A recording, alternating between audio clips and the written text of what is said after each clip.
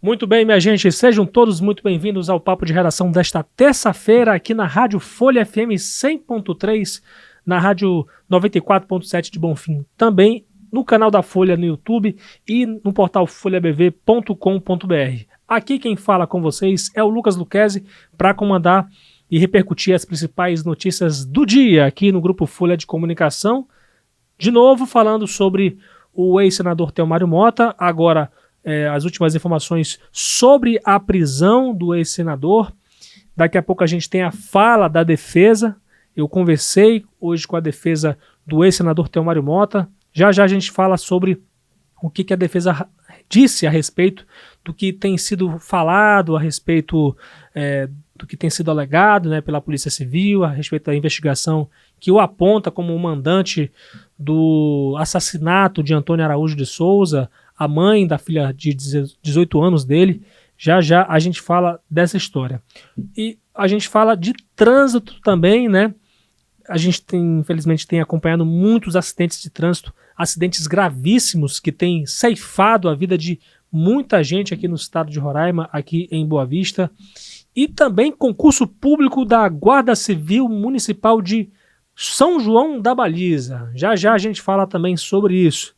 Vamos começar falando de trânsito, por isso eu chamei a minha colega parceira aqui da redação, Adriele Lima. Seja muito bem-vinda aqui ao nosso podcast. Obrigada. Adriele. Obrigada. Você tem uma novidade a respeito daquele cruzamento em que não foi só um acidente, foram vários acidentes, mas o mais recente, aquele acidente que matou a mãe e o filho, né, que eram da comunidade indígena do Canauanim, no Cantá, que vinham para cá para sacar um benefício social e infelizmente acabaram sendo atingidos por uma caminhonete. Fala pra gente o que tem de novidade a respeito disso, sobre aquela região ali. Então, a novidade é que depois de vários acidentes, né, de várias vítimas ali no local, o trânsito vai ser alterado. Uhum. Né? A Avenida Sebastião Diniz, ela vai ter aquele cruzamento, o canteiro central fechado. Uhum. Ela vai ser, né, inteira agora. E aí, para fazer ali o retorno, o pessoal vai ter que andar um pouquinho, né? Vai ter andar um pouquinho mais, e sem contar que também vai ter lombada. Sim, ali sim. na Avenida Surumu, ali já quase em frente ao supermercado, eles estão criando, né, ali uma lombada para fazer com que os motoristas reduzam a velocidade. Além dessa mudança ali nesse trânsito também, se eu não estou enganado, outras duas avenidas também vão ter canteiros centrais fechados. A matéria ainda não saiu, mas a prefeitura também já divulgou isso, que é justamente para reduzir, fazer com que os motoristas reduzam a velocidade e que também reduzam a quantidade de acidentes de trânsito em Boa Vista, que tem sido cruel. Esse final de semana é a prova viva de que tem sido horrível, né? As pessoas estão exagerando demais. Pois é, gente. Eu acho legal a questão da lombada, né? Pelo menos uma solução mais urgente para poder evitar com que esses loucos do trânsito, que muitas das vezes não têm responsabilidade alguma nem com a própria vida, tampouco com a vida dos outros.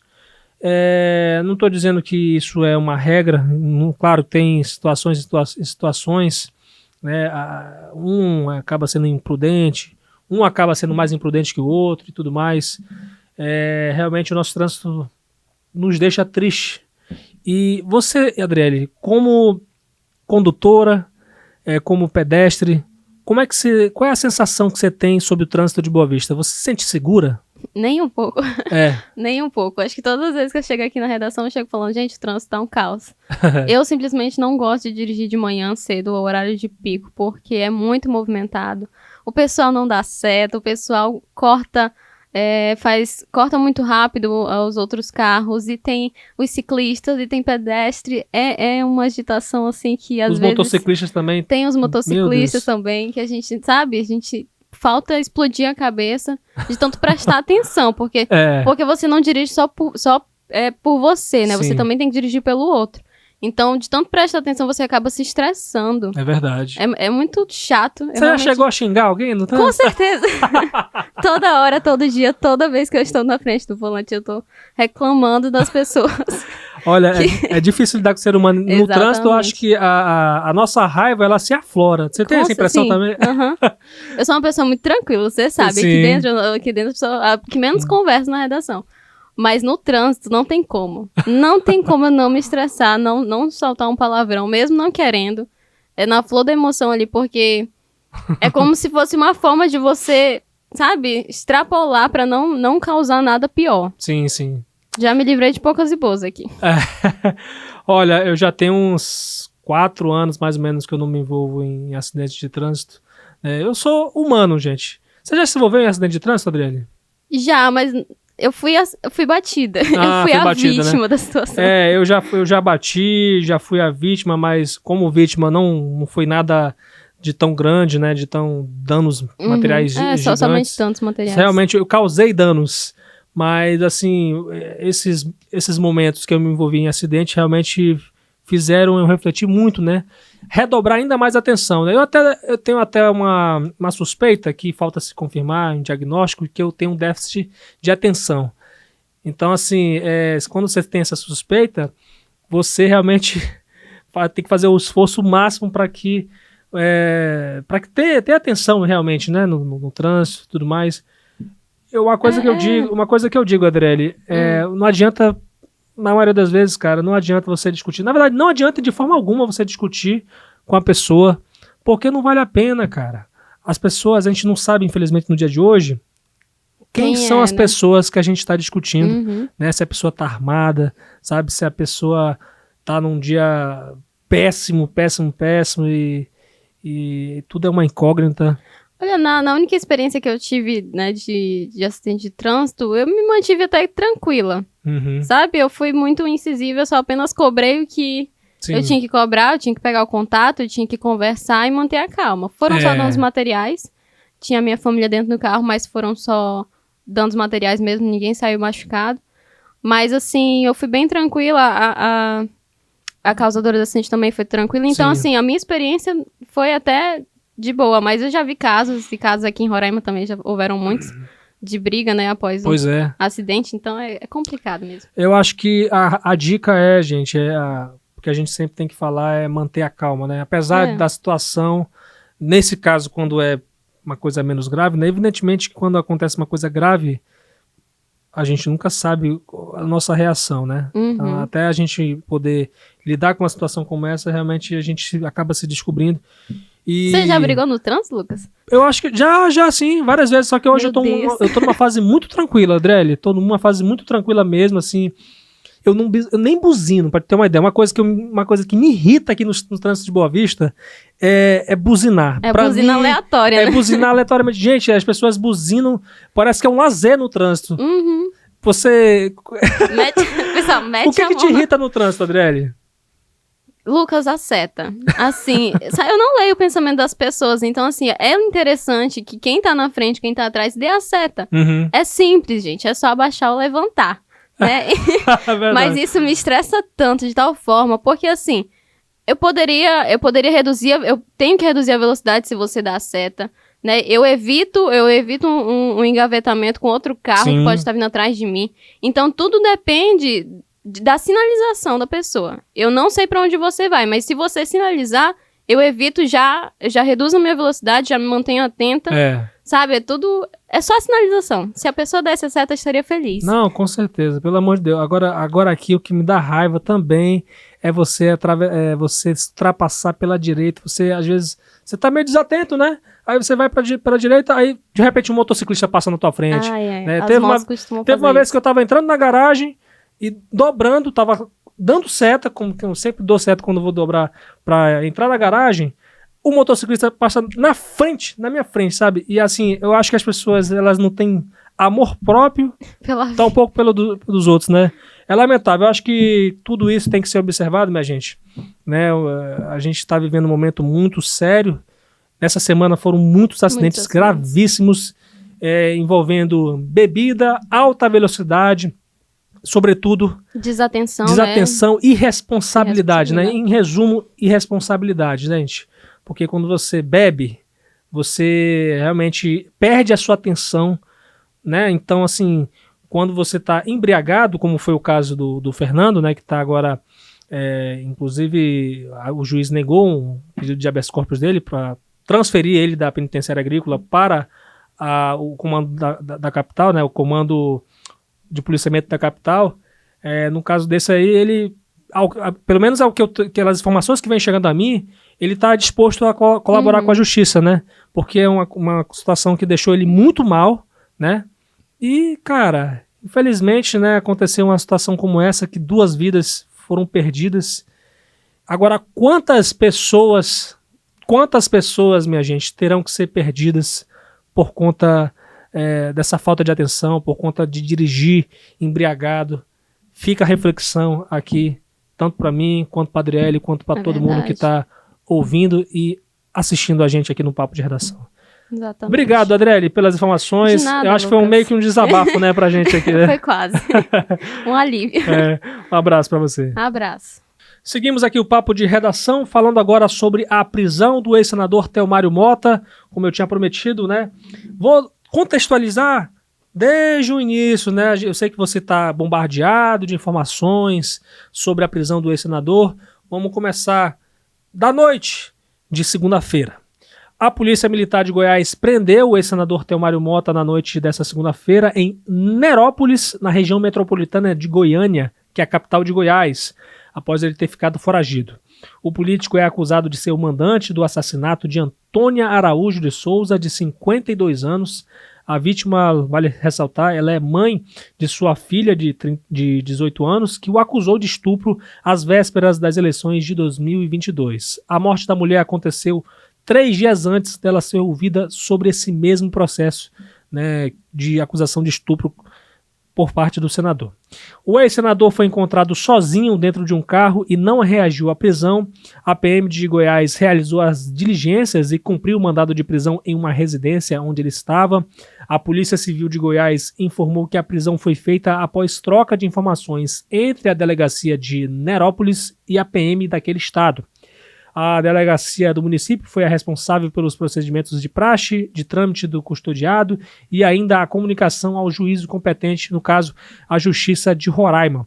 Até agora, nessa última atualização do nosso podcast Papo de Redação, apenas o sobrinho do político Harrison Ney Correia Mota, o Ney Mentira, apontado como a pessoa que liderou a logística e planejamento desse crime, é o único que segue foragido. Na segunda-feira, a Polícia Civil de Roraima prendeu Leandro Luiz da Conceição, o suspeito de efetuar o disparo fatal contra Antônia, e instalou uma tornozeleira eletrônica em Cleidiane Gomes da Costa, que é assessora do ex-senador, que monitorava a vítima e a filha, conforme o que a Polícia Civil de Roraima revelou ontem para a imprensa local. Sobre a transferência do ex-senador para Roraima, o delegado João Evangelista disse hoje que solicitou essa autorização judicial para poder haver essa transferência do político até o estado de Roraima, e até a última autorização o político seguia sob a custódia, segue sob a custódia na Delegacia de Homicídios de Goiás. Na manhã desta terça-feira, dia 31, a Polícia Civil de Roraima realizou buscas no centro de Boa Vista, na casa da médica Suzete Mota, esposa do ex-senador Theomário Mota, e eu particularmente estive lá com a minha equipe de reportagem da Folha, flagrei o momento em que a corporação deixa uma arma e uma sacola com documentos no porta-malas da viatura da polícia que estavam dentro dessa residência. Agora eu falo para vocês sobre a defesa do ex-senador Theomário Mota a respeito do que tudo que está sendo falado sobre ele, que a Polícia Civil já descobriu e tudo mais, e já resumo logo que a defesa se limitou a dizer que vai provar a inocência dele, né? O advogado Dalton Ribeiro Neves, que defende Theomário Mota, afirmou que vai provar a inocência do ex-senador na acusação de ser o mandante do assassinato de Antônia Araújo de Souza. E após ele ser preso, no caso o Theomário, ele foi transferido para Goiânia com a expectativa de que fosse subsequentemente transferido para Roraima, e é esperado ainda que ele passe por audiência de custódia ainda hoje. Em entrevista exclusiva à Folha, eu falei com o advogado, né? Dalton Ribeiro Neves esclareceu que, de praxe, a audiência deve ser realizada na cidade onde foi cumprido o mandado de prisão, no caso Nerópolis, em Goiás, mas como o cliente está na capital, ele acredita que a justiça autorizará a comarca de Nerópolis ouvi-lo por videoconferência. E a expectativa é de que, caso ainda não se reverta a medida cautelar, haja um possível recambiamento para Roraima, segundo ele. O advogado diz acreditar que não há motivos para Telmário Mota continuar preso e que acredita que ele possa responder às acusações em liberdade. Ele explicou que a perseguição para prendê-lo foi desproporcional, abre aspas para ele, porque o cliente em nenhum momento tentou fugir de Boa Vista, onde a investigação do caso é feita. E a medida cautelar, segundo a defesa, é totalmente extrema. A prisão não se coaduna com o perfil subjetivo do investigado, no caso Telmário Mota. Então, a defesa entende que há, a princípio, uma coação ilegal por parte desta medida. A defesa do Telmário Mota vai apresentar as razões e está confiante de que o próprio juiz que decretou a prisão vai revogá-la, entendendo que não há mais motivos para ele ficar preso. O advogado Dalton Ribeiro Neves também afirmou que a defesa foi surpreendida pela notícia do mandado de prisão expedido contra o ex-senador em virtude do processo estar em segredo de justiça. E aí, segundo o próprio advogado, não teria como adivinhar que ele estaria em determinado estado e avisar o delegado da investigação, né, a respeito de o processo correr em segredo de justiça. Dalton Neves explicou que o ex-senador cumpria a agenda pessoal em Nerópolis, mas não detalhou o que ele foi fazer na cidade goiana. Só se limitou a dizer que ele estava cumprindo a agenda pessoal, que é uma pessoa pública, que tem ocupação mista, conduta totalmente ilibada, endereço certo, e que é interesse do ex-senador Telmário Mota comparecer a todos os atos da investigação para provar a sua inocência. O advogado também foi questionado sobre o vídeo gravado por Telmário Mota em 19 de outubro, no qual o político diz que esperava pela operação para prendê-lo e negou o envolvimento com o crime. Ele, por sua vez, prometeu estudar o assunto. Palavras aí da defesa do ex-senador Telmário Mota a respeito do que se tem sobre essa prisão que foi realizada lá no interior de Goiás. Vamos mudar de assunto. Agora, oportunidade para falar de concurso público da Guarda Civil Municipal de São João da Baliza, localizada no sul de Roraima, minha gente. Esse certame já tem edital aberto e divulgado, e desde já eu convido você a acessar folhabv.com.br para poder ter acesso ao edital completo deste certame, que será válido por 2 anos. Oferta aí 9 vagas, sendo 6 masculinas e 3 femininas, e prevê cadastro reserva. Me permita um pouco aqui, vou beber uma aguinha aqui, para poder dar uma respirada para eu continuar falando com você sobre as informações desse concurso.